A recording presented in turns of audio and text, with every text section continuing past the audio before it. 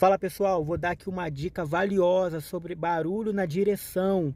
Eu já tenho um vídeo aqui no canal com uma dica e agora eu venho trazer outra e essa é top. Essa é top. A primeira dica que eu já tenho aqui nesse canal é de você virar todo o teu volante para um lado, depois todo o volante para o outro lado. E isso 20 vezes para um lado e 20 vezes para o outro.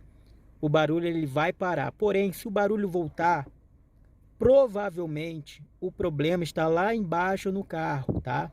O problema está naquelas borrachinhas que segura a barra estabilizadora. Provavelmente elas estão desgastadas ou elas estão ressecadas. A dica que eu vou te dar é colocar óleo lá nelas. E como ela é bem fechadinha, o que eu fiz? Eu comprei uma seringa na farmácia, coloquei óleo dentro dela, pode ser qualquer tipo de óleo. Eu coloquei óleo de soja mesmo, tá?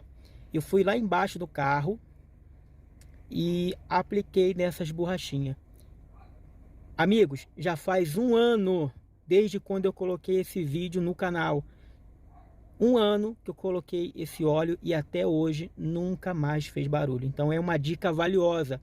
Eu vou levantar o carro e vou te mostrar aonde é para você aplicar esse óleo, tá?